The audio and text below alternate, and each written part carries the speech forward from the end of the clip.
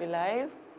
Hello everyone, we are live. So welcome to Infinity Learn Neat by Shri Chaitanya. बच्चे आपकी 11th की class ये चल रही है एंड द सीरीज इज प्रारंभ सीरीज, जिसमें हमने first chapter living world complete कर लिया था। बायोलॉजिकल क्लासिफिकेशन के भी हम 2 लेक्चर फिनिश कर चुके हैं।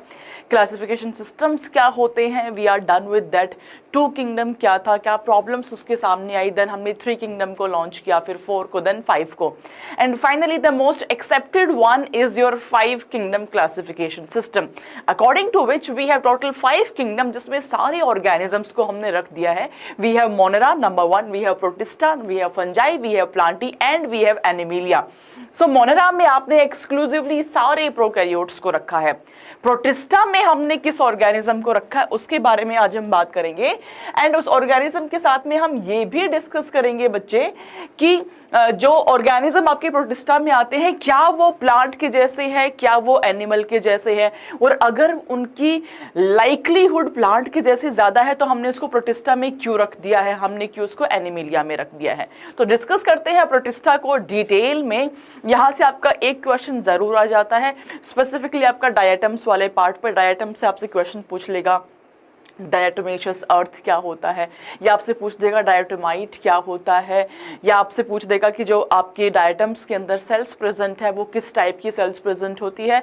तो किसी भी टाइप ऑफ क्वेश्चन आ सकता है आपका डायटम से, डिनोफ्लैजेलेट से एंड यूग्लिना से। तो सारे के सारे ऑर्गेनिजम्स को हम डिटेल में पढ़ेंगे आज इसी क्लास में। सो बच्चे स्टार्ट करते हैं प्रोटिस्टा को।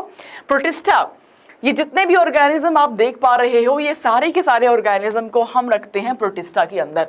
एक सिंपल सी बात आप समझिएगा पहले, प्रोटिस्टा में सारे वो ऑर्गेनिज्म को रखा गया जो यूनिसेलुलर यूकैरियोट थे। भाई जब 2 किंगडम क्लासिफिकेशन सिस्टम सामने आया तो लिनायस साहब ने कहा कि सारे ऑर्गेनिजम्स को हम प्लांटी एंड एनिमिलिया 2 कैटेगरीज में रख सकते हैं। तो प्लांटी के अंदर उन्होंने वो ऑर्गेनिजम्स रखे जिसमें सेल वॉल प्रेजेंट थी, जो अपना फूड खुद सिंथेसाइज कर पा रहे थे, एंड एनिमिलिया में रखा जिसमें सेल वॉल एब्सेंट थी, जो हेटेरोट्रॉपिक थे। सो बड़ी सारी कंफ्यूजन अराइज होना शुरू हो गई कि इस थोड़े से क्राइटेरियाज के बेसिस पे we can not differentiate between prokaryotes and eukaryotes, plus we can not differentiate between unicellular and multicellular organisms. तो बड़ी प्रॉब्लम होना शुरू हुई। ये जो सिस्टम है उतना बेहतर सिस्टम तो नहीं बन पाया, इसीलिए 3 kingdom, 4 kingdom and finally 5 kingdom आपके सामने आया। तो 5 किंगडम में विटेकर साहब ने कंप्लीटली डिफरेंशिएट कर दिया कि भाई प्रोकैरियोट्स को एक अलग ग्रुप में रखो, उसका नाम हमने मोनेरा रख दिया। यूकैरियोट्स को हमने डिफरेंट ग्रुप्स में डिवाइड किया, बट यूकैरियोट्स में भी we have unicellular organisms and we have multi cellular organism. अब आप खुद सोचिए, multi cellular organism are the ones जिसके अंदर सारे जो फंक्शंस है बॉडी के वो डिफरेंट सेल्स कर रही होती है। There is division of labour हो रहा होता है। कुछ सेल सर्कुलेशन में हेल्प कर रही है, कुछ सेल्स आपके रिप्रोडक्शन में हेल्प कर रही है, कुछ सेल एक्सक्रीशन में हेल्प कर रही है। तो जब डिवीजन ऑफ लेबर होता है तो काम की एफिशिएंसी उतनी ही ज्यादा अच्छी आती है, बेहतर आती है। तो आपके मल्टी के अंदर आप देखिए डिफरेंट सेल्स इन्वॉल्व है, डिफरेंट टाइप के टिश्यूज इन्वॉल्व है जो कि अलग तरीके से फंक्शन को परफॉर्म कर पा रहे हैं। बट अगर हम बात करें यूनिसेलुलर की, एक ही सेल है जिसके ऊपर दावेदारी है सारे फंक्शंस को परफॉर्म करने की। हेलो अलम, वेरी गुड इवनिंग बेटा। एक ही सेल है जो सारे के सारे फंक्शंस को परफॉर्म करती है, be it circulation, be it reproduction, be it excretion, be it any kind of function, you name it, and every function was performed by that single cell which is present. तो आप सोचिए उस ऑर्गेनिज्म की फंक्शनैलिटी में कितना ह्यूज डिफरेंस होता है, कितना ह्यूज डिफरेंस है। एक तो एक ही सेल सारा फंक्शन कर रही है, दूसरी साइड मेरे पास है बहुत सारी सेल जो अलग अलग फंक्शंस को परफॉर्म कर रही है। Thereby there was a need to change the system, thereby there was a need to separate these 2 kingdoms। हमें यूनिसेलुलर यूकैरियोट्स को मल्टी सेलुलर यूकैरियोट से डिफरेंशिएट करने की नीड फील हुई। दैट इज वाई आपका प्रोटिस्टा क्रिएट किया गया, एंड प्रोटिस्टा में exclusively we have unicellular eukaryotes. मैं अपने बच्चों से मिल लेती हूँ। राम राम प्रमोद यदुवंशी यादव जी, राम राम है आपको। ममता गुड इवनिंग, हेलो अलम जी, हेलो विनय प्रताप इंजीनियर। तो भाई शुरुआत करते हैं, प्रोटिस्टा को डिटेल में पढ़ेंगे। 0 to 1 सब कुछ A to Z हम कंप्लीट करते हैं प्रोटिस्टा का।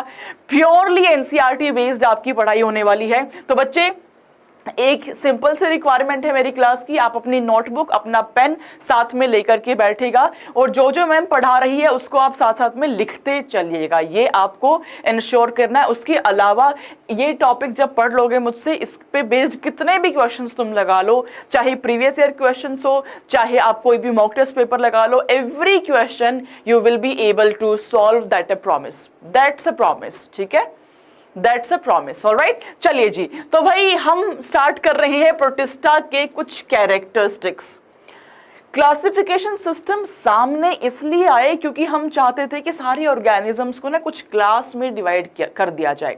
उससे बेनिफिट ये होगा कि जो आपकी स्टडीज है वो काफी सिंप्लीफाई हो जाएंगी। कैसे होंगी? अगर एक क्लास में लेट से मैंने 10 ऑर्गेनिजम्स को रख दिया तो उस क्लास के कुछ क्राइटेरियाज हैं।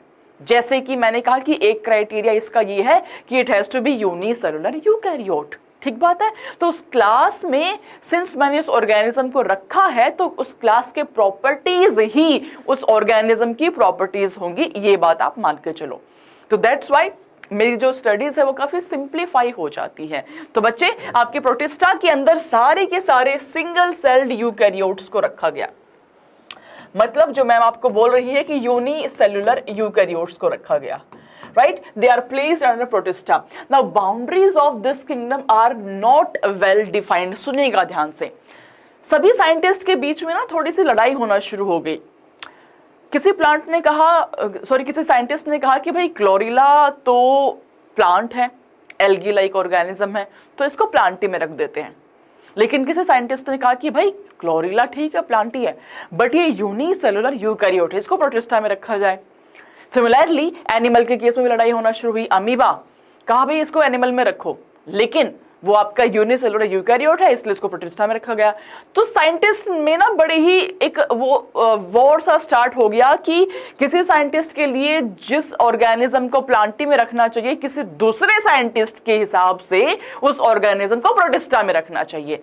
तो इस लड़ाई को सॉल्व किया गया और ये बात सामने आई कि भाई आप कहीं पे भी पढ़ाई कर लो उस ऑर्गेनिज्म की, लेकिन हम उसको रखेंगे प्रोटिस्टा में with a sole criteria that the organism is unicellular eukaryote.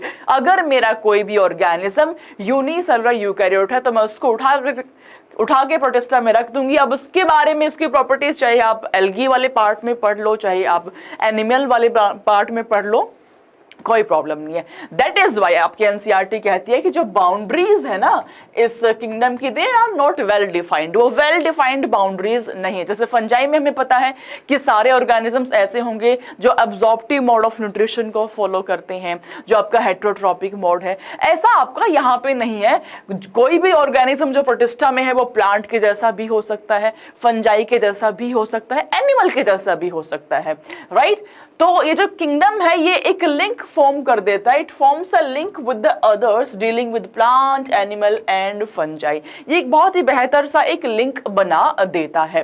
तो अगर मैं बेसिक प्रॉपर्टीज की तरफ मूव करूं, भाई कुछ भी अगर यहां तक डाउट है तो आप मुझसे पूछते हुए चलो चैट बॉक्स में। अलम, प्रमोद, ममता, विनय, कुछ भी डाउट है तो चैट बॉक्स में आप डालते हुए चलो। यस, अगर हम देखें कुछ बेसिक प्रॉपर्टीज तो पहली चीज आ जाती है उस सेल का ऑर्गेनाइजेशन। अब आपकी सेल क्या तो प्रोकैरियोटिक हो सकती है या यूकैरियोटिक हो सकती है। अब मैं आपको पहले ही बता चुकी हूं कि हमने एक्सक्लूसिवली यूनिसेलुलर यूकैरियोट्स को यहाँ पे रखा है, तो these are your eukaryotic.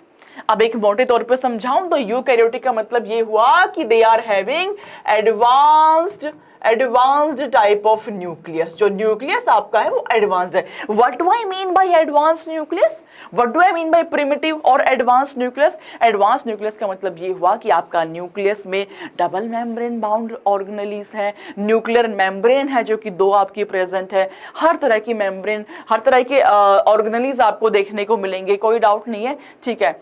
Lecture शुरू से कैसे पूरे करें, अलम पुराने लेक्चर अगर शुरुआत करनी है, बैकलॉग है बेटा, तो आप प्लेलिस्ट में जाना, आपको मैम के सारे लेक्चर मिल जाएंगे 11th के 12th के। 11th 12th ड्रॉपर तीनों की सीरीज यहाँ पे चल रही है, आपकी क्लासेस होती हैं डेली बेसिस पे, तो आप लाइव क्लास भी जरूर लगाओ प्लस जो पुरानी क्लास आपको देखनी है वो आप प्लेलिस्ट में देख सकते हो। ठीक है संजय, चलो सुपर। तो भाई हमने बात करी eukaryotic, advance type of nucleus है, सारे सेल ऑर्गेनेलीज प्रेजेंट है यहाँ पे, B it double membrane bound, B it single membrane bound, B it membraneless, सारे ऑर्गेनेलीज यहाँ पे पाए जाते हैं। दूसरी बात आ जाती है कि यहाँ पे हैबिटाट कहाँ पे है इसका, तो प्राइमरली दे आर एक्वेटिक। भाई आपकी एनसीईआरटी ने ये लाइन लिखी है that protista are primarily aquatic, और इस लाइन को यूज किया गया प्रीवियस ईयर क्वेश्चन में। क्वेश्चन टाइम, क्वेश्चन कैसे आता है, क्वेश्चन में आपसे पूछ लेगा which of the following statement is not correct. आपको 4 स्टेटमेंट दे दी है, उसमें से एक स्टेटमेंट को ऐसे सैंडविच कर दिया है जो कि करेक्ट नहीं है, एंड वो आपका आंसर हो जाएगा। ठीक है, तो हैबिटाट आपका प्राइमरली एक्वेटिक है, इस लाइन को यूज किया गया था। जब आप प्रीवियस क्वेश्चन सॉल्व करेंगे तो आपको समझ में आएगा कि किस क्वेश्चन में इसको, इस लाइन को यूज किया हुआ है। तो भाई एनटीए का ना कोई ऐसा सेट पैटर्न नहीं है, जो भी उसको लाइन अच्छी लगेगी एनसीईआरटी से, उस पर बेस्ड क्वेश्चन आपका बना सकता है। राइट, चलिए तो नेक्स्ट हम बात कर लेते हैं मूवमेंट की। जो ऑर्गेनिज्म आपके प्रोटिस्टा में है, क्या वो मूव कर पाते हैं या वो फिक्स रहते हैं? तो answer is yes, they can move by the help of either cilia or by the help of flagella, or they can have presence of a very different feature which is called as pseudopodias. Cilia flagella आपको पता है locomotion में use होने वाला organelle आपका होता है। दोनों में डिफरेंस की अगर हम बात करें, फंक्शन वाइज सेम है, सीलिया थोड़े छोटे होते हैं साइज में, ज्यादा नंबर प्रेजेंट होता है। फ्लैजिला का साइज आपको जनरली थोड़ा बड़ा देखने को मिलता है, और कम नंबर में भी वो सेम काम को अंजाम देते हैं, विच इज लोकोमोशन। तो सीलिएटेड सीलिया जिसमें प्रेजेंट होगा ऐसा प्रोटिस्टा का एग्जाम्पल इज पैरामीशियम। फ्लैजिला जिसमें प्रेजेंट होगा ऐसा प्रोटिस्टा का example is Euglena. Pseudopodias are something which is exclusively present into the amoeba. Amoeba के folds fit होते हैं, है ना, जिसको आप सूडोपोडिया कहते हैं। अब सूडोपोडिया की हेल्प से वो खाना इंजेस्ट करने में भी हेल्प कर रहा है, प्लस मूवमेंट में भी हेल्प कर रहा होता है। तो प्रोटिस्टा में वी डू है वाइड वैरायटी। ऐसे भी ऑर्गेनिज्म है जो मूव करने के लिए सीलिया को यूज कर रहे हैं, ऐसे भी है जो मूव करने के लिए फ्लैजिला को यूज करते हैं, and we can also have presence of pseudopodias. Right, चलिए जी, कुछ डाउट है तो प्लीज बच्चों पूछ लो, डाउट नहीं है तो हम आगे चलते हैं।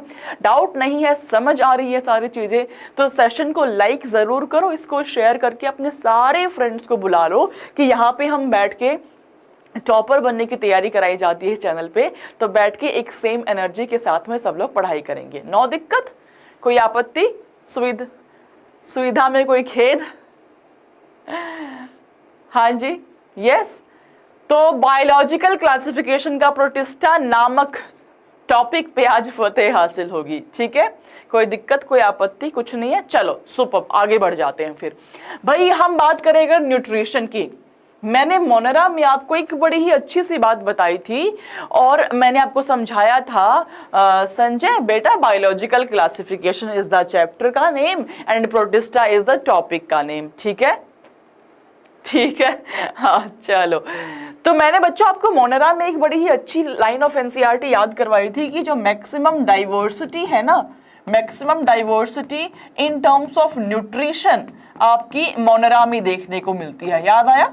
याद आया? मोनेरा के अंदर आपको मैक्सिमम डाइवर्सिटी देखने को मिलती है। इस पे बेस्ड ना आपका क्वेश्चन आया हुआ था प्रीवियस ईयर में, राइट।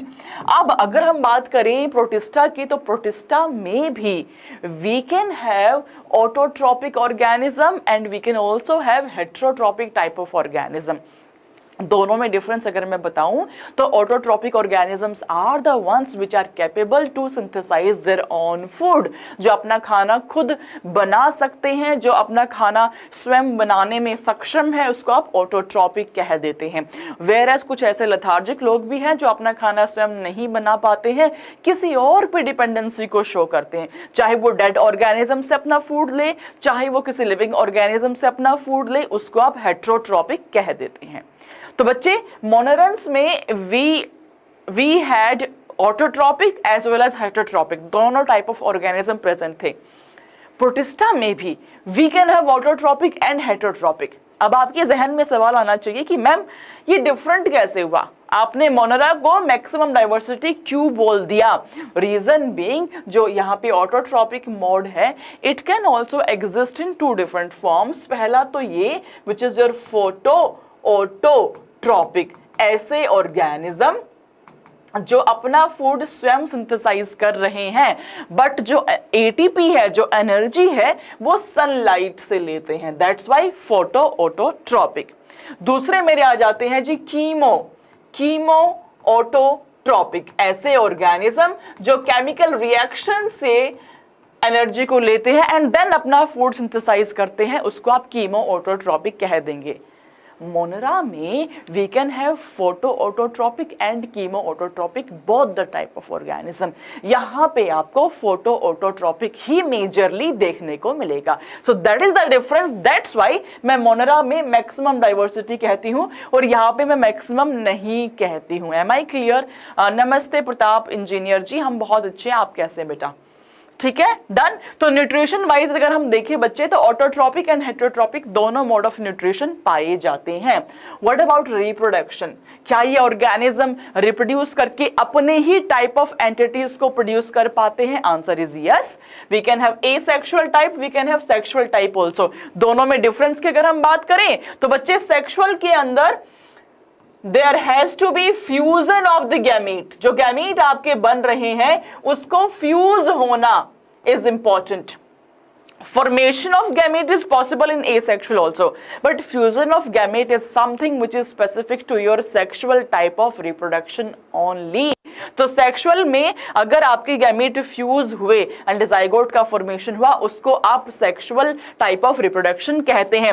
एसेक्सुअल बच्चे, जब भी आपको बायोलॉजी में ये ए वर्ड दिख जाए ना, आप सिंपल सा एक मतलब समझिएगा। ए का मतलब है यहाँ पे absent, which means there is absence of sexual reproduction, which means आपका fusion of gamete is not possible. Formation हो सकता है gamete का, fuse नहीं होगा।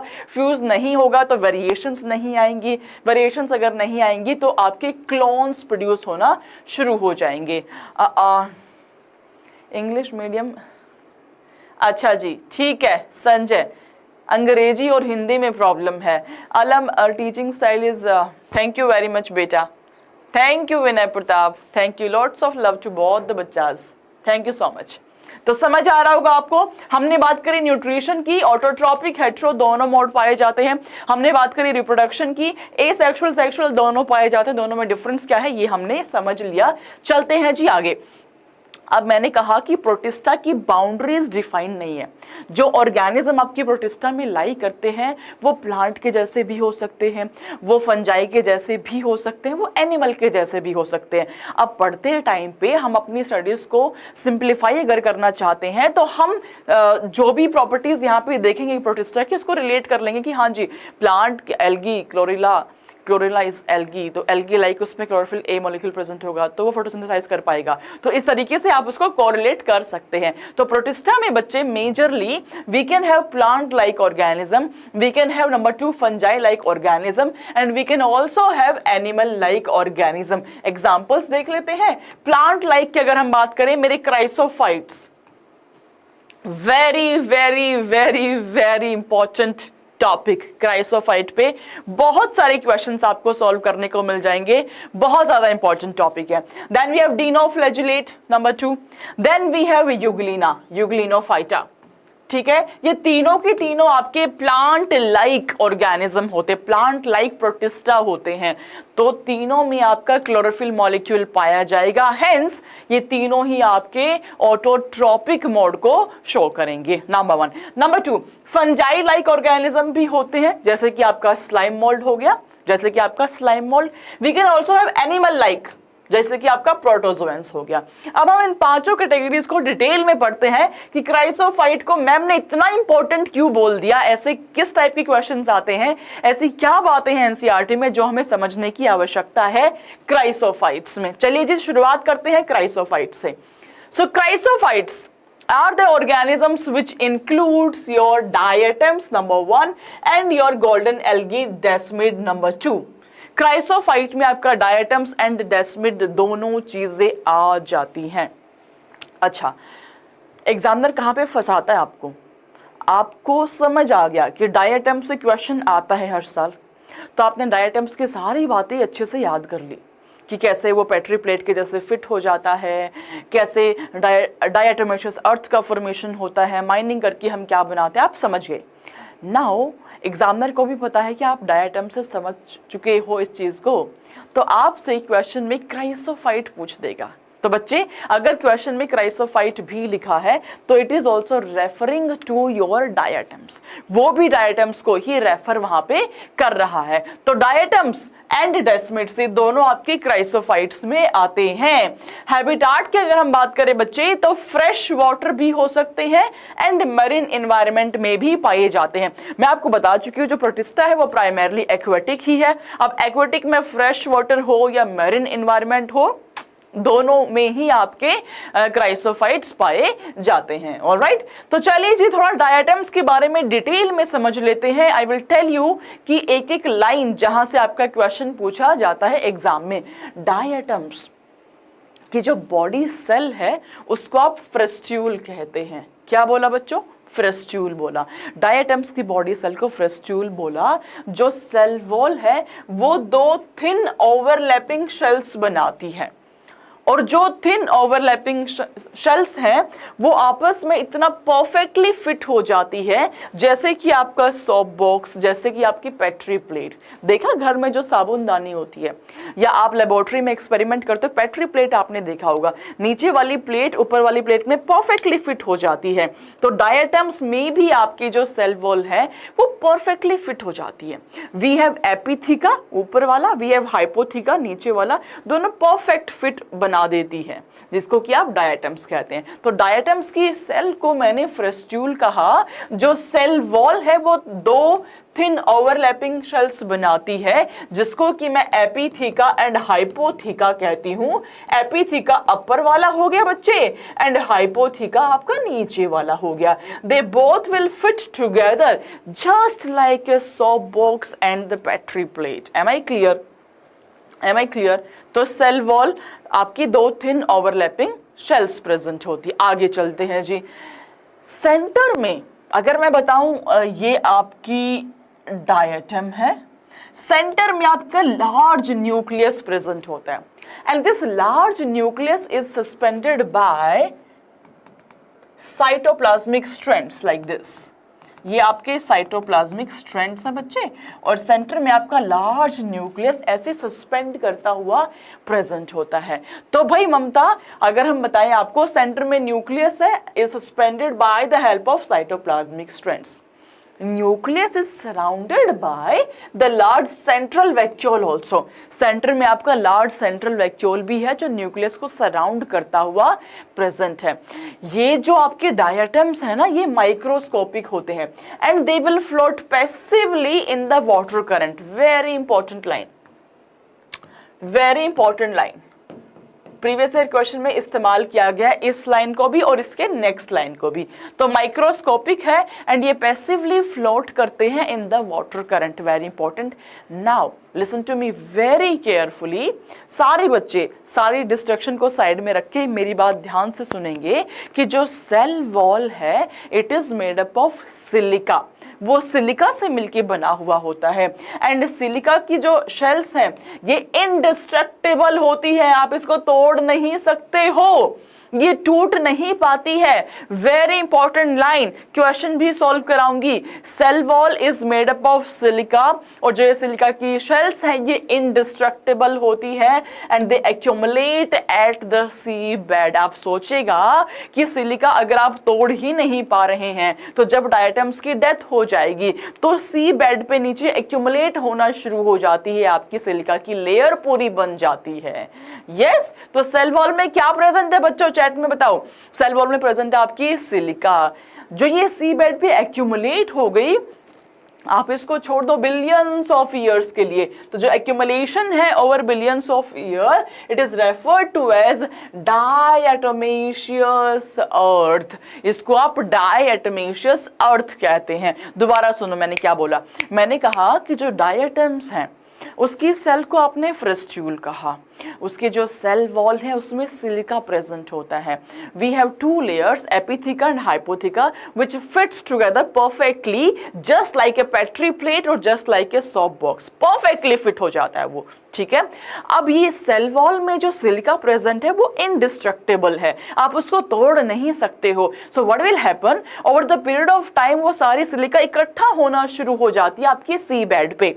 जो सी बेड पे जब इकट्ठा हो चुकी है for the billion of years, तो आप इसको डायटोमेशियस अर्थ कह देते हैं। क्या कहा बच्चे, चैट में बताओ। It is called as diatomaceous earth. Now अगर आप इस डायटोमेशियस अर्थ की माइनिंग कर ले, आप इसको एक्सट्रैक्ट आउट कर ले, तो आपको एक व्हाइट कलर का पाउडर मिल जाता है। उस व्हाइट पाउडर को अब डायटोमाइट या केसल गुड़ कहते हैं। आप उसको डायटोमाइट बोले, केसल गुड़ बोले, एक ही बात है। And it is very important for our industries. कैसे, ये ना काफी ग्रिटी होता है in the soil, that's why आप इसको यूज कर पाते हैं पॉलिशिंग के अंदर, आप इसको यूज कर पाते हैं filtration of oils and syrups के अंदर, आप इसको यूज कर पाते हैं शुगर केन रिफाइनरीज के अंदर, insulating material in refrigerators and boilers, and making sound proof rooms also. तो जो आपका डायटोमेशियस अर्थ है, you are capable to mine that, आप उसको रिफाइन करके व्हाइट कलर का पाउडर निकाल लेते हैं, जिसको आप डायटोमाइट या केसल गुड़ कहते हैं। ये ग्रिटी है नेचर में, दैट्स वाई डा डा डा डा डा are the functions of your diatomite, which is ये पॉलिशिंग में आपकी हेल्प कर पाता है, number 1 filtration of oil and syrup में कर पाता है, शुगर केन ऑफ रिफाइनरीज में इंसुलेटिंग मटेरियल की तरह यूज हो जाता है, एंड साउंड प्रूफ रूम्स भी बनाने में हमारी हेल्प कर देता है। Am I clear, am I clear everyone? यहां तक कुछ डाउट है तो प्लीज पूछो बच्चों, प्लीज बच्चों डू आस्क मी। कोई डाउट, कोई आपत्ति, कोई प्रॉब्लम, कुछ भी है तो जरूर पूछिए मुझसे बच्चे। Come on everyone in the chat box right now, come on in the chat box right now. Yes yes yes yes, clear है। चलिए superb. Moving on to reproduction. अगर हम बात करें रिप्रोडक्शन की, तो ए सेक्सुअली भी रिप्रोड्यूस कर सकते हैं एंड सेक्सुअली भी। ए सेक्सुअली में स्पेसिफिकली थ्रू बाइनरी फिजन। देखिए जी, मैंने कहा आपकी 2 लेयर्स है, ये अपर वाला एपिथिका, नीचे वाला हाइपोथिका। जब ये बाइनरी फिजन करेगा, माइटोसिस करेगा, ध्यान से सुनना, जब ये माइटोसिस करेगा तो जो आपकी 2 लेट से अगर 2 लेयर्स प्रेजेंट है, तो एक लेयर एज इट इज रहेगा एक बॉडी में और दूसरे में दूसरा लेयर एज इट इज रहेगा। तो जब माइटोसिस करेगा तो मेरे को 2 प्रोजेनिस प्रोड्यूस होंगी। नंबर 1 प्रोजेनी में मेरा एपिथिका पुराने वाला ही है और हाइपोथिका नया सिंथेसाइज हो गया नंबर 1 में। नंबर 2 के अंदर मेरा हाइपोथिका पुराने वाला है बट एपिथिका नया सिंथेसाइज हो गया। बात आई समझ? मेरी सेल में एपिथिका हाइपोथिका 2 लेयर्स है, मुझको माइटोसिस करना है तो व्हाट विल हैपन, माइटोसिस के तहत ये 2 सेल्स को प्रोड्यूस करेगा। एक सेल के अंदर मेरा एपिथिका की लेयर पुरानी है, हाइपो वाली मैं नई सिंथेसाइज करती हूँ, दूसरी में मेरे हाइपोथिका पुरानी है, एपिथिका मैं नई सिंथेसाइज कर रही हूँ। क्लियर है ये बात? अब ठीक है, बात तो ये क्लियर हो गई, लेकिन एक प्रॉब्लम आइडेंटिफाई करो, बूझो तो जाने। प्रॉब्लम देखो, जो नंबर 1 वाली सेल है उसका साइज तो बिल्कुल सेम है from its parent cell, parent के जैसा ही साइज है एग्जैक्टली। बट नंबर 2 को देखो, डोंट यू थिंक इसका साइज थोड़ा छोटा हो गया है? क्यों हो गया? बिकॉज आपने हाइपोथिका के रेफरेंस के अंदर नई लेयर सिंथेसाइज करी है। हाइपोथिका तो पहले ही एपिथिका से छोटा था, अब जो नया एपिथिका बना वो हाइपो से भी छोटा है, विच is not the right thing. इसकी वजह से जो साइज है आपका वो स्मॉल हो गया। तो जब आपका बाइनरी फ्यूजन होगा तो एक सेल तो आपकी नॉर्मल साइज मतलब सेम साइज की प्रोड्यूस होगी, बट जो दूसरी सेल है वो स्मॉल साइज की प्रोड्यूस होना शुरू हो जाएगी, because you have taken hypotheca as a reference point. इन हाइपोथिका के ऊपर आपने एपिथिका को सिंथेसाइज किया है। Am I clear? Everyone, am I clear in this thing? समझ आया? अब आप सोचिए भाई नेचर में तो बड़ी गड़बड़ हो जाएगी कि कुछ सेल का साइज डिफरेंट है, कुछ सेल छोटी है साइज में। Nature wants to maintain a balance. Balance को मेंटेन करने के लिए व्हाट विल हैपन, हम चाहते हैं कि ये अपने साइज को रीगेन करके नॉर्मल साइज के जैसे ही हो जाए। तो बच्चे अगर हम बात करें कि कैसे अपने साइज को रीगेन करेगा, by the formation of auxospore, जो कि आपका डिप्लॉयड स्पोर होता है। ये जो डिप्लॉयड स्पोर है ये हेल्प करेगा to regain its original size by sexual reproduction. तो जैसे ही आपका साइज स्मॉल होना शुरू हुआ, there will be formation of auxospore which will help to regain, which will help to rejuvenate the size of diatoms back to the normal के जैसा ही वो कर देगा। Hello Anjali Verma, yes clear है अंजलि वर्मा जी, क्लियर हुई ये बात?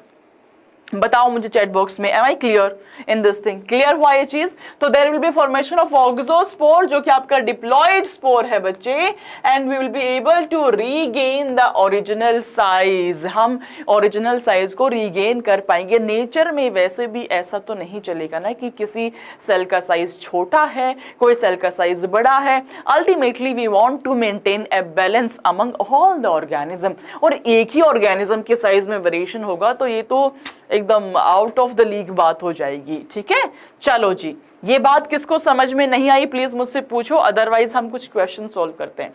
ये बात समझ आ गई सबको? हमने समझा क्राइसोफाइट्स के बारे में, हमने डायटम्स पे स्पेसिफिक होकर के बात करी। Frustule is the cell. Frustule के आगे हमने समझा कि आपकी दो लेयर्स है, epitheca and hypotheca, they both fit together. जैसे कि आपका soap box and petri plate उस तरीके से फिट हो जाता है। सेल वॉल में आपका सिलिका प्रेजेंट है जो कि आपका इनडिस्ट्रक्टेबल होता है, you can not break it. That's why वो सी बेड पे एक्यूमुलेट होना शुरू हो जाता है। फॉर बिलियंस ऑफ ईयर्स वो एक्यूमुलेट होता रहेगा, और जब आप इसको रिफाइन करेंगे तो आपको वो वाइट कलर का पाउडर देगा जो कि ग्रेटी होता है नेचर में, जो पॉलिशिंग में आपकी हेल्प कर देगा, साउंड प्रूफ रूम बनाने में आपकी हेल्प कर देगा, रेफ्रिजरेशन में हेल्प कर देगा as a insulating material, right. तो बहुत सारे उसके फंक्शन हो जाते हैं। देन हमने न्यूट्रिशन की बात करी, उसके बाद हमने रिप्रोडक्शन की बात करी कि कैसे एक सेल का साइज छोटा है, एक सेल का साइज बड़ा है, तो उसके साइज को मेंटेन करने के लिए, रीगेन करने के लिए आप ऑक्सोस्पोर को बना रहे हैं। ठीक है, कुछ भी डाउट है बच्चों तो प्लीज मुझसे चैट बॉक्स में पूछ लो आप लोग। कोई भी डाउट, कोई भी क्वेश्चन, कोई भी पॉइंट ऐसा लगा जहां पे नहीं समझ में आया हो, please do ask me in the chat box. सब समझ आया? तो चलते हैं क्वेश्चन पे बच्चे। अल्टीमेटली क्वेश्चन ही तो सॉल्व करने हमें। ये आपका प्रीवियस ईयर क्वेश्चन है, मुझको सॉल्व करके बताओ आप लोग करो सॉल्व, उसके बाद आई विल एक्सप्लेन।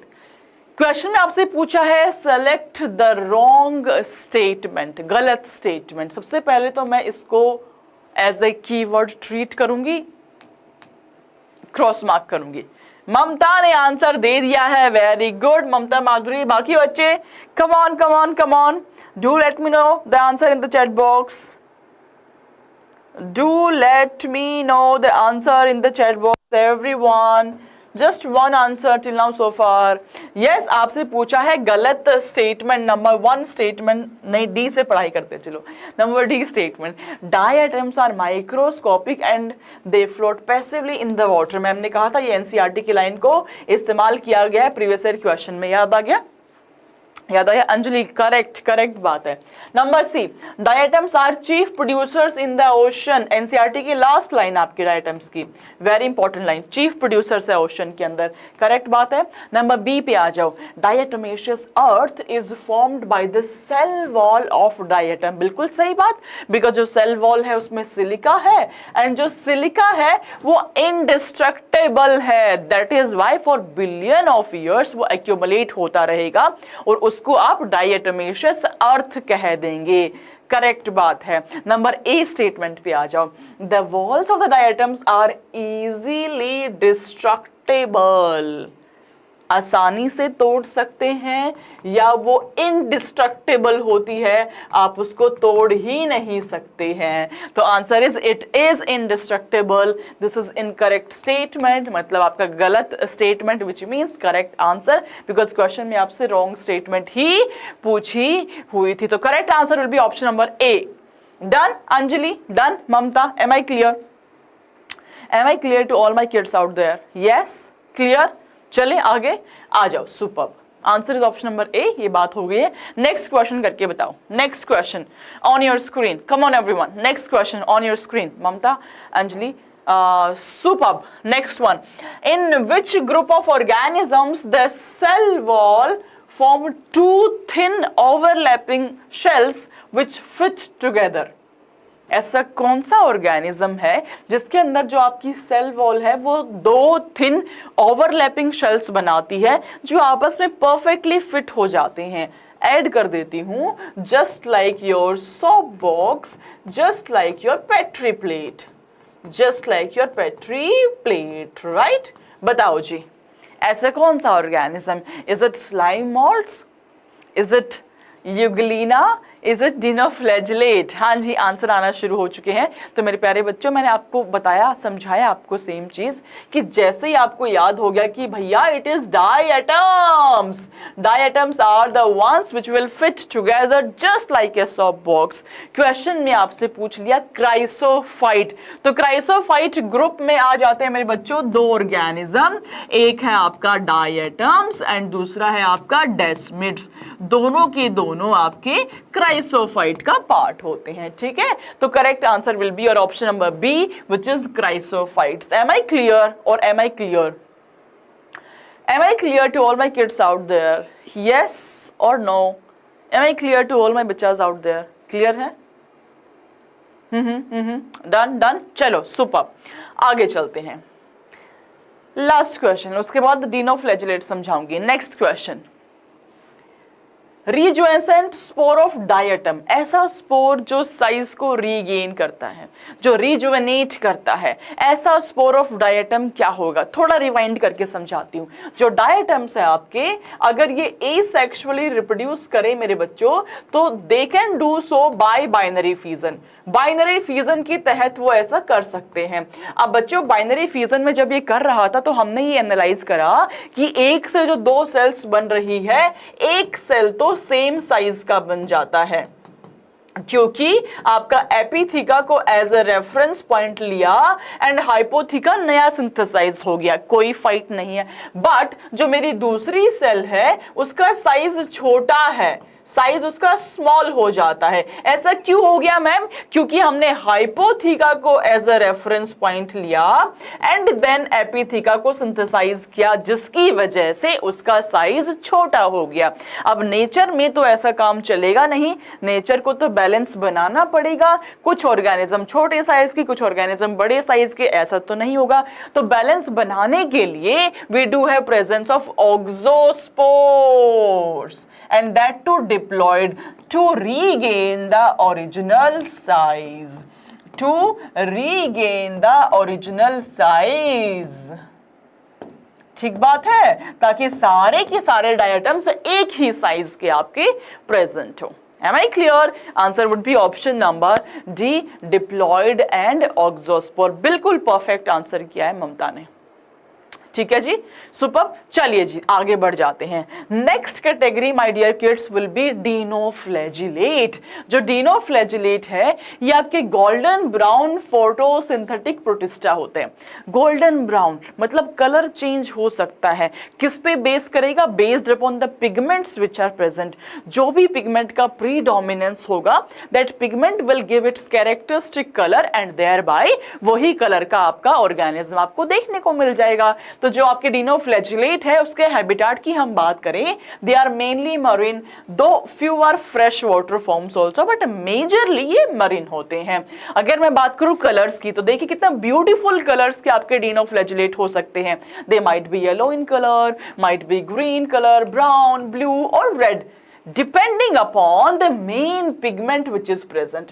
जो मेन पिगमेंट है, that will give its characteristic colour to the dinoflagellate, hence वो सेम कलर का ही आपको डिनोफ्लैजिलेट देखने को मिल जाएगा। तो आपके पिगमेंट्स जो है वो वेरी करते हैं। तो क्या क्या पिगमेंट प्रेजेंट हो सकते हैं डिनोफ्लैजिलेट के अंदर, हम उसकी भी बात करेंगे। अगर मैं सेल की बात करूं बच्चों, तो डायटम्स की सेल को मैंने कहा था frustule, and I was having presence of epitheca and hypotheca, जो आपस में फिट हो रहे थे परफेक्टली। बट अगर मैं बात करूं डिनोफ्लैजिलेट की, the body is enclosed by rigid cord which is called as theca और लॉरिका। उसको मैं थीका या लॉरिका बुलाती हूं। इसको देखिए कैसी आर्मर पहन के बैठा हुआ है, इसको आप आर्मर्ड बुलाते हैं, आर्मर्ड डिनोफ्लैजिलेट, बिकॉज बाहर में एक बहुत ही सख्त सी, बहुत ही पुख्ता सी आपकी आर्मर प्रेजेंट है।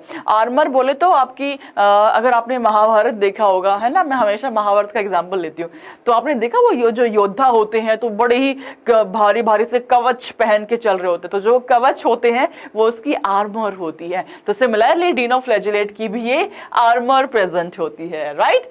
चलिए, तो जो सेल वॉल है is made up of stiff और sculptured plate, cellulose and pectin से मिलके बनी हुई होती है, सेल्यूलोज एंड पेक्टिन से। दैट्स व्हाई आप इसको आर्मर्ड डिनोफ्लैजिलेट कहते हैं। ये वो योद्धा है जो सेना में लड़ने जा रहा है पूरा कवच पहन के, और कवच बने हुए हैं आपके स्टिफ प्लेट्स के, जो कि सेल्यूलोज एंड पेक्टिन से मिलके बनी हुई है, सेल्यूलोज एंड पेक्टिन से मिलके बनी होती है आपकी बाहर की प्लेट। ठीक है अंजलि, ठीक है ममता, राइट। तो दिस इज अबाउट योर डिनोफ्लैजिलेट। चलिए जी आगे बढ़ जाते हैं। अगर हम बात करें इसके स्ट्रक्चर की, तो आपको दो ग्रूव्स देखने को मिलेंगी, and thereby you are having presence of two flagella. एक आपका लॉन्गिट्यूडनल होता है, एक आपका ट्रांसवर्स होता है। तो अगर मैं ग्रूव्स की बात करूं तो दो ग्रूव्स आपको देखने को मिलेंगी। One is your longitudinal groove and second is your transverse groove. जो आपकी लॉन्गिट्यूडनल ग्रूव है उसको आप सल्कस कहते हैं। क्या कहा बच्चों? सल्कस कहते हैं। जो आपकी ट्रांसवर्स ग्रूव है उसको आप सिंगुलम, एनुलस या गर्डल, तीनों में से कोई भी नाम से पुकार सकते हो, based upon your own preference. तीनों ही नाम आपके ट्रांसवर्स ग्रूव के होंगे। तो longitudinal groove is sulcus, transverse groove will be cingulum, annulus या गर्डल। तीनों में से कोई भी नाम आप बुला सकते हैं, राइट। चलिए जी, हाँ, तो जो आपके फ्लैजिला है बच्चे, तो बेसिकली वी डू है प्रेजेंस ऑफ टू फ्लैजिला, इसलिए हम कहते हैं जी हेट्रोकॉन्ट फ्लैजिला है। हेट्रो माने डिफरेंट, दो आपके अलग साइज के अलग प्रकार के फ्लैजिला है।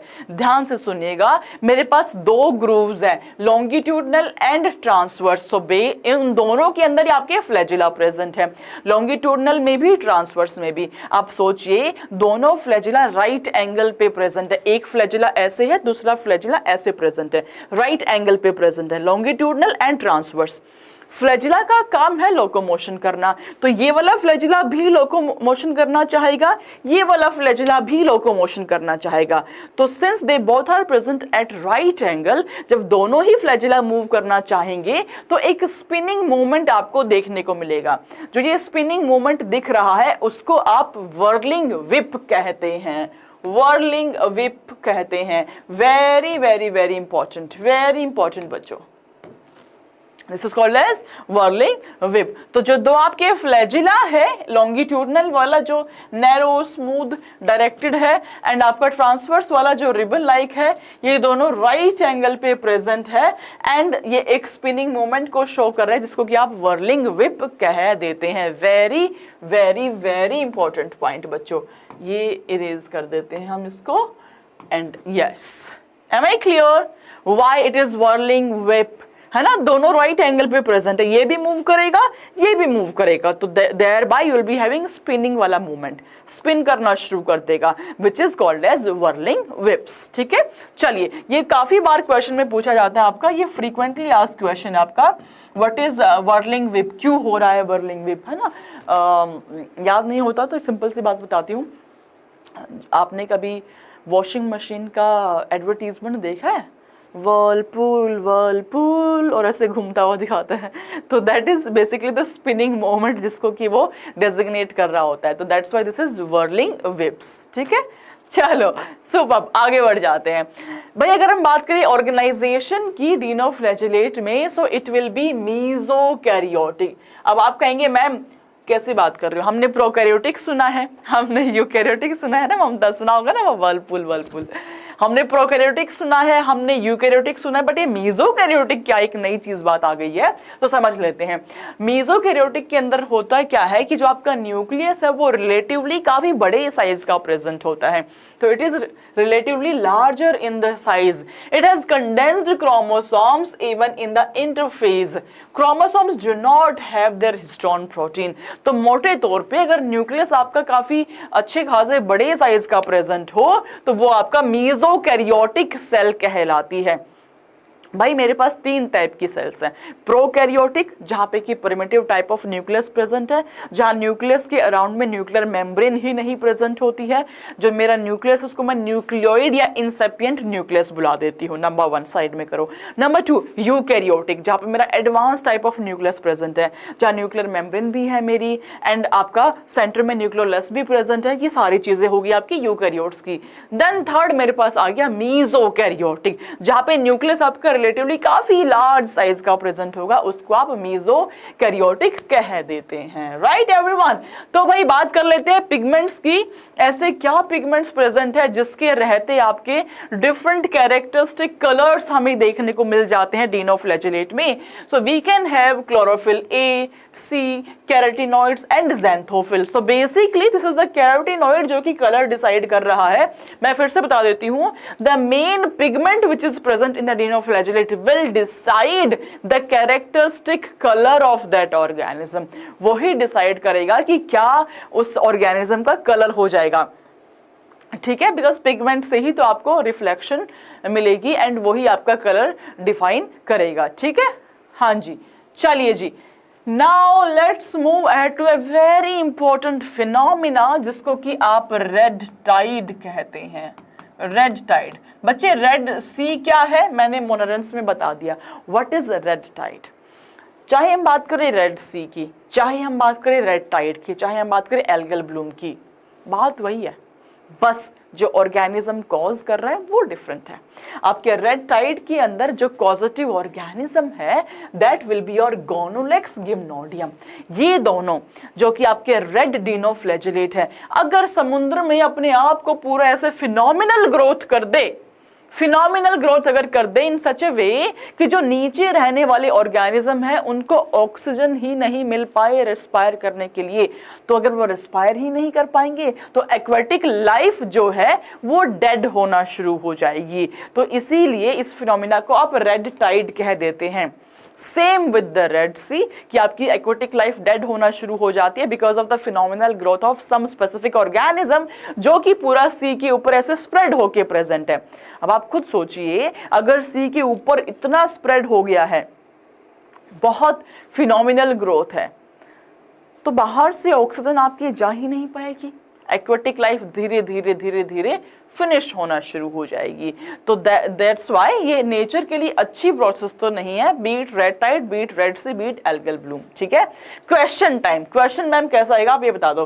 क्वेश्चन बच्चे आपका पूछ लिया जाएगा कि लेट्स से रेड सी को कॉज करने वाला monera is this one, now you have to tell red tide को फॉर्म करने वाला ऑर्गेनिज्म विल बी, देन आपको एग्जांपल्स पता होने चाहिए विच इज गोनोलेक्स, विच इज गिम्नोडियम। ये दोनों आपके रेड टाइड को फॉर्म कर सकते हैं, दोनों ही रेड डिनोफ्लैजेलेट होते हैं। Am I clear? Am I clear? या क्वेश्चन आपसे ऐसे भी पूछ सकता है कि क्वेश्चन आपसे पूछ लिया कि red sea, match the column दे दिया, red sea, red tide, algal bloom, और कॉलम नंबर 2 के अंदर आपको लिख दिया dinoflagellate, let's say monera, let's say algae, let's say, ठीक है। तो मैच द कॉलम भी आपका क्वेश्चन आ सकता है। तो आपको एग्जाम्पल जरूर टिप्स पे याद होने चाहिए, ठीक है बच्चों। चलिए, तो ये बात करी हमने रेड टाइड की। चलते हैं जी एक और ऐसा फीचर जो बिल्कुल डिफरेंट सा है आपके डिनोफ्लैजेलेट में, which is called as bioluminescence. आपने समटाइम से महसूस किया होगा जब भी आप बीच पे जाते हो कि नाइट के टाइम में ना ये सी ऐसे स्पार्कल करना शुरू हो जाता है। ये जो सी स्पार्कल कर रहा है, ये चमक उठ रहा है sea, that is due to presence of a phenomena which is called as bioluminescence. Basically what is happening, आपका फोस्फोरेंस हो रहा है, marine dinoflagellate will show this feature. तो आप due to phosphorescence sea will glow at the night, इसको आप सी ghost भी बुला देते हैं, वो लेमन टर्म्स में हम चाहे कुछ भी बुला लें, बट एक्चुअल में जो कॉजेटिव ऑर्गेनिज्म आ गया इन क्वेश्चन टाइम, क्वेश्चन में आपसे पूछेगा which dinoflagellate is responsible to cause bioluminescence, आप कहेंगे इट इज नॉक्टिलुका, नंबर 1 आप कहेंगे इट इज पायरोडीनियम, नंबर 2 आप कहेंगे it is pyrocystis, number 3 property of living organism which, हाँ बिल्कुल बिल्कुल, that is called as your bioluminescence Mamta, है ना, लिविंग ऑर्गेनिज्म का property to emit the light. तो अब आप देखिए सी के अंदर इतना ये ग्लो करके हमें दिख रहा है, that is due to presence of these 3 dinoflagellate जो कि बायोल्यूमिनेसेंस को कॉज कर पा रहे हैं, जिसकी वजह से आपका सी जो है वो ग्लो करता हुआ हमें दिख रहा है, जिसको कि आप सी घोस्ट भी बुला देते हैं। क्लियर है रोशन मिश्रा जी? चला जाए आगे, next one more point which is very important, जहां से सवाल आता है, एनसीईआरटी ने सिर्फ इतना लिख दिया है कि dinoflagellate can produce certain toxins also. अब इस टॉक्सिन के पीछे की पूरी कहानी मैं आपको समझा देती हूं ताकि आपको याद रहे, because it is very important topic. मैं कहती हूं ये एमसीक्यू अलर्ट है एनसीईआरटी का, यहां से अक्सर सवाल पूछा जाता है। तो भाई देख लेते हैं जी ये क्या टॉक्सिन है, कौन प्रोड्यूस कर रहा है, क्या इसके डेट्रीमेंटल इफेक्ट्स होते हैं इन ह्यूमन बींग्स। तो आपका स्पेसिफिकली गोनोलेक्स कैटेनिला ये प्रोड्यूस करता है एक टॉक्सिन को जिसको स्पेसिफिकली हम बुला देते हैं सेक्सीटॉक्सिन, जिसको हमने बुला दिया बच्चे saxitoxin. This is highly poisonous to vertebrates, fishes, other aquatic animals के लिए काफी पॉइजनस होता है। अब देखिएगा जो मरीन शेल फिश है वो कंज्यूम करती है डिनोफ्लैजिलेट को। अब डिनोफ्लैजिलेट ने इस टॉक्सिन को प्रोड्यूस कर दिया। मजे की बात यह है कि जो ये शेल फिश है इसको कोई नुकसान नहीं हो रहा इस पॉइजनस सब्सटेंस से, इसको कुछ नुकसान नहीं है ये टॉक्सिन खाने से, क्योंकि मेटाबोलाइज तो होगा नहीं, दैट विल इवेंचुअली एक्यूमुलेट, वो एक्यूमुलेट कर लेगा उस पॉइजनस सब्सटेंस को। प्रॉब्लम होगी उस ह्यूमन बीइंग को जो कि इस शेल फिश को खा रहा है, क्योंकि जैसे ही उसने शेल फिश को खाया साथ में वो अपने एक्यूमुलेट किया हुआ पॉइजन भी लेके आई है, that will cause severe illness in man, that's why this is called as paralytic shell fish poisoning. Commonly आप इसको पीएसपी बुलाते हैं। बात समझ में आई, फंडा समझ में आया? What is PSP? Good evening Newton बाबा, फंडा समझ आया? PSP is paralytic shell fish poisoning, जो आपके कुछ डिनोफ्लैजिलेट्स है। स्पेसिफिक एग्जांपल हमने देखा गोनोलेक्स का कैटेनिला, जो कि सेक्सीटॉक्सिन को प्रोड्यूस करता है। अब जो शेल फिश इस पे डिपेंड कर रही है वो शेल फिश इसको मेटाबोलाइज नहीं करती है, एक्यूमुलेट कर लेती है। अंजलि बिल्कुल रिपीट कर रही हूँ, वो क्या करती है, इसको एक्यूमुलेट कर लेती है। अब आप सोचिए इसको ना एक फूड चेन के जैसे समझिए। एक फूड चेन है आपकी नंबर 1 पे, नंबर 2 पे, देन नंबर 3 पे अस, वी आर ह्यूमन बींग्स, ठीक है। तो जो शेल फिश है उसने गोनोलेक्स को खाया तो बाय डिफॉल्ट उसके पास में सेक्सीटॉक्सिन चला गया, लेकिन नेचर ने ऐसा बनाया है कि वो जो शेल फिश है उसको कोई प्रॉब्लम नहीं है, क्योंकि मेटाबोलाइज नहीं हुआ, एक्यूमुलेट हो गया, इकट्ठा हो गया। नाउ व्हाट विल हैपन, जब हम ह्यूमन बींग उस शेल फिश को खाएंगे तो हम तो फिश खा रहे हैं, बट फिश के अंदर वो एक्यूमुलेटेड सेक्सीटॉक्सिन भी प्रेजेंट है जो डिनोफ्लैजिलेट से आया है, जो कि उसने खाया था, ठीक है। तो वो हमारे अंदर चला जाएगा, जिसकी वजह से सीवियर इलनेस होगी। हम उसको मेटाबोलाइज भी करेंगे, ठीक है, हम उसको एक्सक्रीट नहीं कर पा रहे, मेटाबोलाइज भी करेंगे, वो हमारे अंदर एक्यूमुलेट नहीं होगा, वो इलनेस को कॉज करेगा। तो एक लेवल स्किप करके इलनेस दे रहा है। सो इसको हम कह देते हैं बच्चे paralytic shell fish poisoning, which is called as PSP। Am I clear? Anjali फिर से बताऊं? बता दो मेरे को, फिर से बताना है या आप समझ गए हो? न्यूटन बाबा गुड इवनिंग, गुड इवनिंग, आ गया समझ? तो एनसीईआरटी ने सिर्फ इतना लिख के छोड़ दिया है बेटा कि टॉक्सिन प्रोड्यूस करेगा, लेकिन क्या टॉक्सिन होगा, क्या इफेक्ट होंगे, ये सारी डिटेल आपको जरूर पता होनी चाहिए। स्पेसिफिक नाम है टॉक्सिन का सेक्सीटॉक्सिन, और ये सेक्सीटॉक्सिन प्रोड्यूस करने के बाद जो शेल फिश उसको खाएगा उसके अंदर ये एक्यूमुलेट हो जाएगा, जिसकी वजह से जो ह्यूमन बीइंग जब हम उस शेल फिश को खाएंगे हमारे अंदर उसके इलनेस इफेक्ट दिखना शुरू हो जाएंगे। क्लियर है? अंडरस्टूड है? चलो जी फिर आगे चल लेते हैं। अगर आपको समझ ही आ गया है तो ये मैंने आपको पूरी कहानी समझा दी है। कुछ क्वेश्चंस करते हैं बेस्ड अपॉन डिनोफ्लैजेलेट, ताकि हमें थोड़ा और पक्के से समझ में आ जाए ये topic. Dinoflagellate which is not a feature of dinoflagellate. जब भी ऐसे कोई भी शब्द देखते हो, मैं आपको शुरुआत से ही ट्रेन करना चाहती हूं कि ऐसे क्वेश्चन आपको कंफ्यूज करने के लिए डिजाइन किए जाते हैं। एग्जामिनर चालाकियां खेल रहा होता आपके साथ में, तो आप भी थोड़े सुपर चालाक, डबल चालाक बन जाओ। आप मेरी आर्मी हो, डबल चालाक बनो और अभी से ही ऐसे कुछ मेथड्स डेवलप करना शुरू करो। जैसे कि इस टाइप का क्वेश्चन देखते के साथ जो कीवर्ड है नोट ए फीचर, उसको अंडरलाइन करके हम क्रॉस मार्क कर लेंगे। तो अभी से ऐसी हैबिट डेवलप करना शुरू कर दो। ममता का आंसर भी आ गया, which is not a feature of dinoflagellate. Number 1, they cause red tides. Excuse me, red tide बनाते हैं, number 1। Number 2, their cell wall has stiff cellulose plate on the outer surface. Number 3, they release toxins. And number D, they are mostly fresh water and non-photosynthetic। Mamta, Anjali, Newton, तीनों का answer है बिल्कुल बिल्कुल बिल्कुल गलत answer. Red tide बनाते हैं, अभी आपको एग्जाम्पल की हेल्प से समझाया। Their cell wall has stiff cellulose plate, बताया था ना, आर्मर पहन के है, महाभारत वाला एग्जाम्पल दिया था, कवच पहना हुआ है। तो जो कवच है वो सेल्यूलोज एंड पेक्टिन का है। याद आया? हाँ, अब करेक्ट आंसर आ रहा है मेरे पास। यस दिव्या, ममता अब करेक्ट आंसर दिया, शाबाश। याद आया कि जो सेल वॉल है, कवच पहना हुआ है डिनोफ्लैजेलेट ने, किसका? सेल्यूलोज एंड पेक्टिन का। तो वही तो पूछा हुआ है आपसे क्वेश्चन में, तो गलत कैसे हो गई बेटा?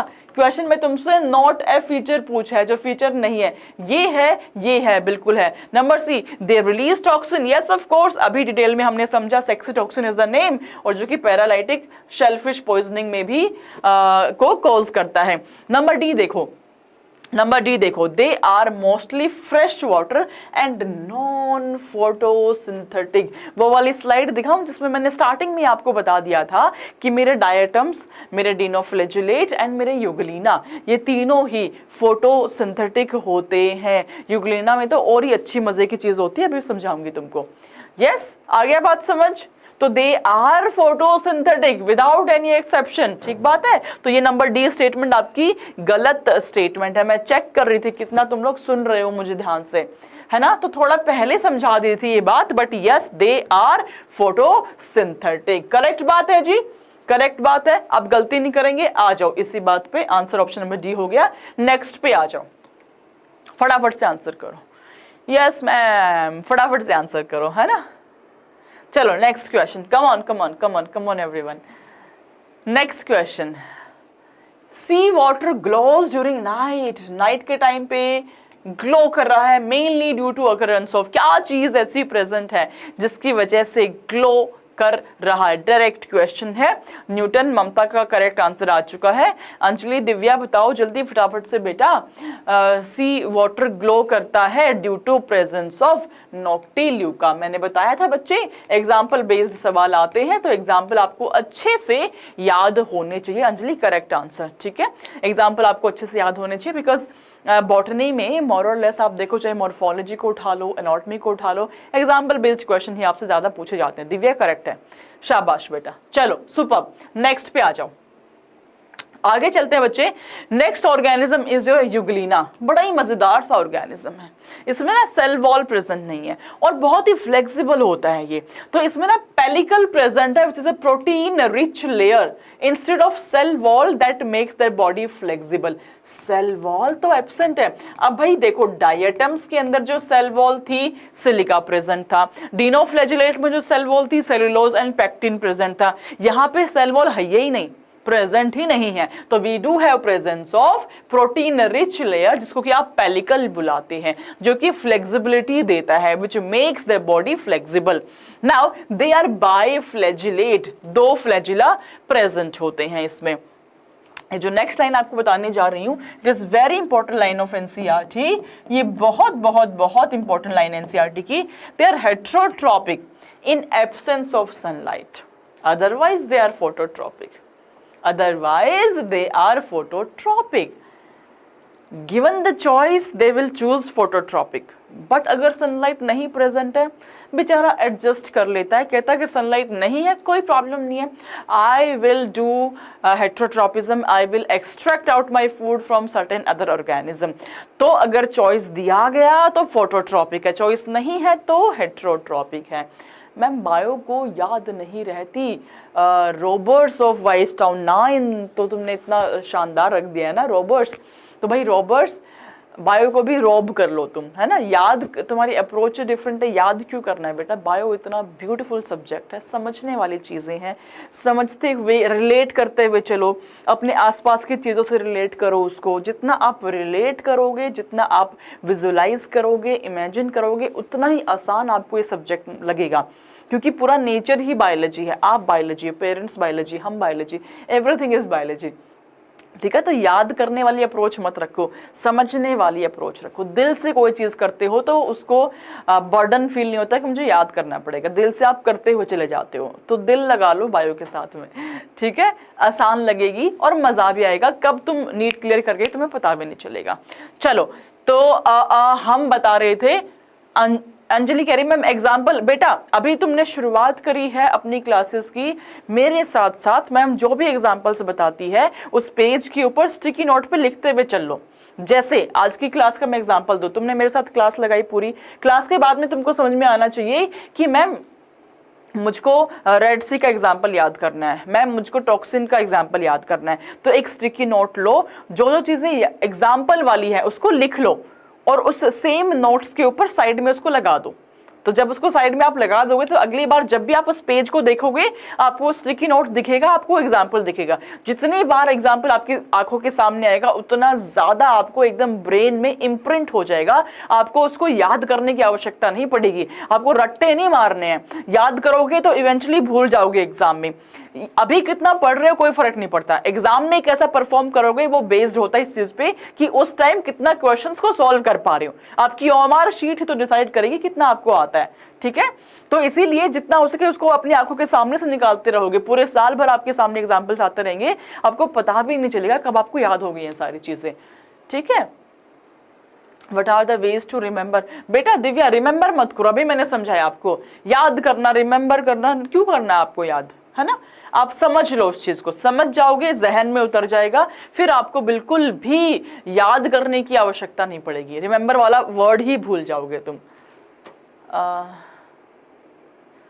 मैम आप किसी दिन बहुत बड़े एंड फेमस रीच बनोगे, ये मुझे विश्वास। थैंक यू सो मच बेटा, that's a lovely complement from your side, thank you so much बेटा। चलिए सुपर्ब, तो भाई हम बात कर रहे थे फोटोट्रॉपिक एंड हेटेरोट्रॉपिक की।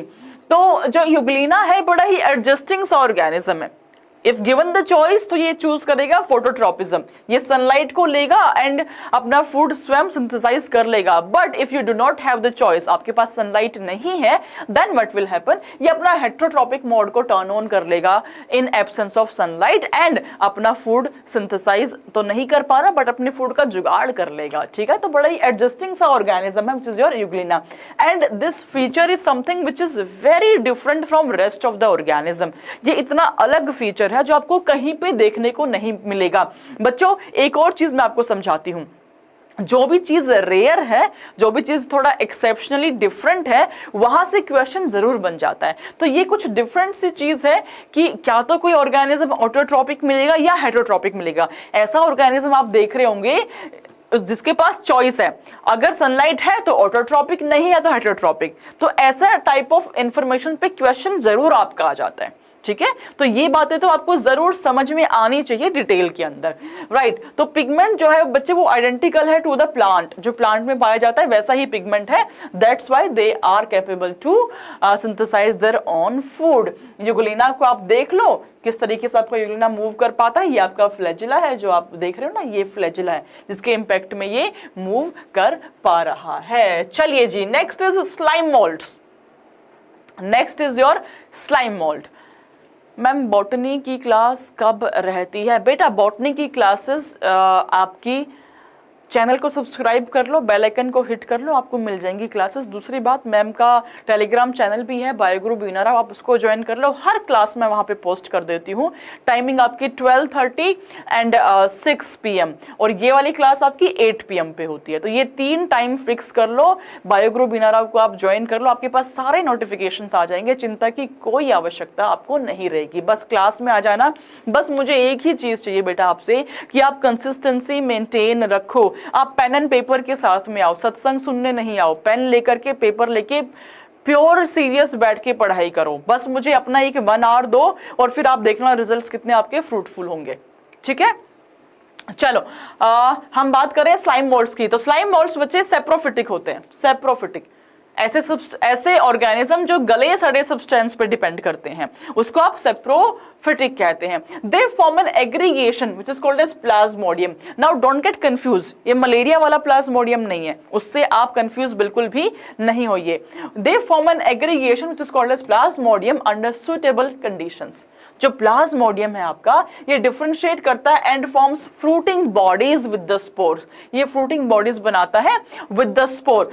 अब ये जो स्पोर है ये एक्सट्रीमली रेजिस्टेंस होते हैं, ये बहुत साल तक सरवाइव कर जाते हैं। जैसे ही इन्हें कंडीशन मिलेंगी जो कि फेवरेबल होंगी, they will be able to germinate themselves into an entirely new organism which is your slime mould. Condition नहीं है तो ये सालों साल रेजिस्टेंस से चलता रहेगा। जैसे ही प्रॉपर कंडीशंस मिले जर्मिनेट करने की, फटाक से जर्मिनेट कर जाएगा ये आपका स्पोर। ठीक है, वो मेरे फिजिक्स के अच्छा जी, ठीक है, रॉबर्ट्स ऑफ वाइज टाउन, क्या नाम तुमने बनाया है अच्छा सा। चलो सुपर्ब। तो बच्चे लास्ट कैटेगरी इज योर प्रोटोजोएंस। प्रोटोजोएंस में आप देख पा रहे हैं बच्चे, आपको based upon the properties of the organism आपके 4 अलग प्रकार के प्रोटोजोएंस हो सकते हैं। नंबर 1 आपका अमीबॉइड, नाम से समझ में आ रहा होगा कि अमीबा जैसी मूवमेंट होगी, सूडोपोडियास प्रेजेंट होंगे इसमें। Number 2 is flagellated, flagella present होंगे। Number 3 is ciliated, cilia present होंगे। And number 4 is your sporozoans. ये 4 अलग टाइप के प्रोटोजोएन एग्जिस्ट करते हैं। अगर मैं प्रोटोजोएन की आपको नॉर्मल प्रॉपर्टीज बताऊं तो ये सारे हेट्रोट्रॉपिक होते हैं and they live as predator और पैरासाइट। ये प्रिमिटिव रिलेटिव है आपके एनिमल्स के।